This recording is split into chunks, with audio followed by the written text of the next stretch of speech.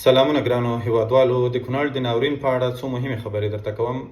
تر هر څه لومړی خو غواړم چې د احسان الله کریاب او د ده له ټولو هغه ملګرو څخه یوه نړۍ مننه وکړم. الله تعالی دې ورته دا دنیا او آخرت دواړه ښایسته کړي. په ځواني یې برکت شه. واقعا هم په دې سخته کې د کونړیانو ملاتړ وکړ. هغه ویډیوګانې چې د وخت په وخت جوړې کړې، رسنیو ته یې ورسولې، دولت او ولسونه یې پرې خبر کړل، نړۍ یې پرې خبره کړه. یعنی د کونړ لپاره له ډېرو زیاتو تلویزیونونو څخه هم ډېر زیات کار وکړ، او دا چې ځوانان یې سره راټول کړه، همغږي یې رامنځته کړه او د کونړیانو جنازې په خپلو اوږو باندې بار کړې. دا احساس یې دومره د قدر وړ ده چې بیخي ډېر زیات. که څه هم بدبختانه زموږ تاسې خلک د همدغسې ځوانانو ډېر سپکاوی کوي، پورې خاندي. هغه بیچاره خو د ډیپریشن په حالت کې و، د بې وظیفګۍ یا د دندې نه درلودو له وجې. تعلیم یافته ځوان ده، طبعا د زړه درد لري. دا ویډیوګانې او شیونه به یم چې جوړول له مجبورۍ نه به یې جوړول. زه باور لرم که هغه په کوم دولتي موقف کې وایي، یوه ویډیو به یم داسې د ساتیري او د دغه لپاره نه وای جوړه کړې. په هر صورت ډېره زیاته مننه احسان الله کریاب وروره، خدای دې ژوندی لره. په ډېرو خلکو دې بلا وګرځه. د وطن لپاره همدغسې ځوانان په کار دي چې په سخته کې ورته په درد ولګېږي. دویمه خبره دا چې موږ تاسو ګورو چې د کونړ د ناورین لپاره له مختلفو ادرسونو څخه پیسې راټولیږي. ټول هغه کسان چې د پاک احساس او د وطن دوستۍ، د انسانیت او د مسلمانۍ یا د اسلامیت د احساس له مخې دوی له افغانانو سره مرسته کوي. الله تعالی دې ورته اجرونه ورکړي. یوه هیله مې دا ده چې کوشش وکړئ چې په هر چا باندې غلط نه سئ. ډېری خیریه بنسټونه دي چې ادرس او خلک یې معلوم نه دي، او یا ځینې معلوم دي، هغوی مخکې هم ځانونه په اثبات رسولي یا ثبوت کړي دي چې دوی په خپلو کارونو کې منظم او پاک نه دي. او بدبختانه هغه مرستې چې د افغان ولس، د زلزله ځپلي ولس لپاره راټولیږي، هغه دوی یو له بل سره په خپلو کې سره ویشي او حیف میل کوي.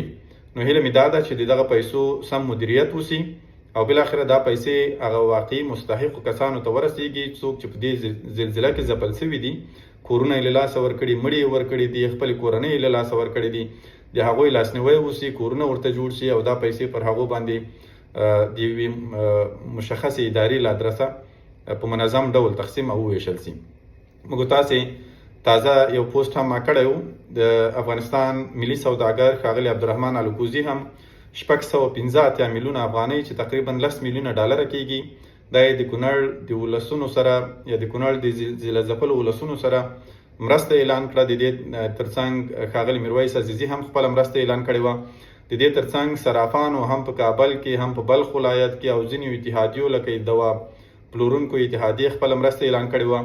د دې ترڅنګ افغان اتلانو هم په کورني کرکټ کې څومره چې د دوی په وس کې ده، که څه هم افغان کرکټران ډېر غریبان دي، په ځانګړي ډول هغوی چې په داخل د هیواد کې لوبې کوي، خو بیا هم هغه خپله مرسته ونه سپموله، خپلې مرستې وکړې. او د دې ترڅنګ د موږ تاسې د ملي لوبډلې لوبغاړي هغوی خپلې مرستې هم اعلان کړي دي، خپلې مرستې هم کوي. او ترڅنګ یې راشد خان د ګوفند اکاونټ هم خلاص کړی ده چې په نړیواله کچه باندې په ټولو خلکو غږ کړی، په لوبغاړو یې غږ کړی، په مشهورو څېرو باندې غږ کړی، تر څو د کونړ د زلزله ځپلو لپاره مرستې راټولې کړي او بالاخره د افغان ولس لاسنیوی یو ځل بیا وکړي. په داسې سختو شرایطو کې کله چې په هرات کې هم زلزله وه، د موږ تاسې افغان اتلان او نور ملي سوداګر بیا هم فعاله پاتې شوي دي. دا درد د افغانستان درد ده، د افغانستان درد د ټول افغان ولس درد ده. ځینې خلک یوازې هغه 3 4 یا 5 6 نفره چې هغوی بدبخته دي لیکلي دي چې له خدایه یې غوښتي چې په کونړ او خوست او پکتیا او کندهار او ځینو نورو دغه پښتون میشتو ولایتونو کې بیا زلزلې وشي تر څو ډېر پښتانه پکې شهیدان سي. دا هغه دښمنان دي چې دوی د افغانستان د خاورې دښمنان دي. دا نه قوم لري، نه ژبه لري، نه انسانیت لري، نه سړیتوب لري او نه دین معلوم دی. دا ډول خلکو د افغانستان خلک، که پښتانه دي، که تاجک دي، که ازبک دي، که هزاره دي، ټول یو دي. ټول یو د بل سره په غم او درد کې شریک یو، په خوشحالۍ او ښادۍ کې شریک یو سره، او یو د بل لاسنیوی به کوو. په هغو خلکو پسې مه ګرځئ. اوس دا پکار ده چې په کونړ کې لا هم د خاورو لاندې مړي شته، لا هم جسدونه پراته دي، د هغوی را ایستل مهم دي. او هغه څوک چې لا هم ژوندي دي او زخمیان دي، ټپیان دي، د هغوی شفاخانو ته رسول پکار دي. که څه هم بدبختانه موږ تاسې نجونې یا مېرمنې ډاکټرانې په افغانستان کې ډېرې کمې لرو، هغه مېرمنې چې هغوی ټپیانې دي، د هغوی د معالجې او تداوي لپاره موږ په افغانستان کې حتی په کافي اندازه مېرمنې ډاکټرانې یا ښځینه ډاکټرانې هم نه لرو. چې په دې برخه کې اوسنی نظام یو ځل بیا باید د خپله پریکړه یا د خپل تصمیم چې دوی پرې ولاړ دي دا باید تجدید نظر وکړي په دې باندې، دوباره فکر پرې وکړي او د افغانستان د میرمنو برخلیک باید روښانه کړي.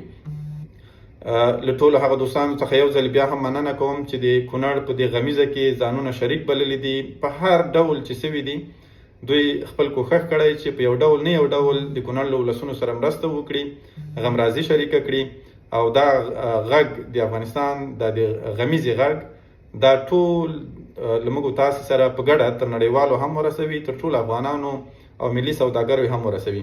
له تاسو ټولو څخه یوه نړۍ مننه. الله تعالی د افغانستان او زموږ تاسو ټول هیوادوال چې د نړۍ په هر ګوټ کې وي، الله تعالی د له هر ډول طبیعي آفتونو، عذابونو، بدبختیو او د نړیوالو له بدو پلانونو یا ضرر رسونکو، شر رسونکو خلکو څخه دی الله تعالی وساتي. یا الله ته زموږ په هیواد نور رحم وکړه، یا الله له زلزلو، له آفتونو، له طبیعي پیښو څخه وساتي، او یا الله په افغانستان کې داسې یو نظام حاکم او دائم کړي چې د ټول افغانستان په ګټه وي او د ټولو افغانانو لپاره داسې نظام وي چې ټول یې ومني، ټول پرې راټول سي او ټول د هغه نظام تر چتر لاندې په خوشحالۍ سره ژوند وکړي. آمین یا رب العالمین.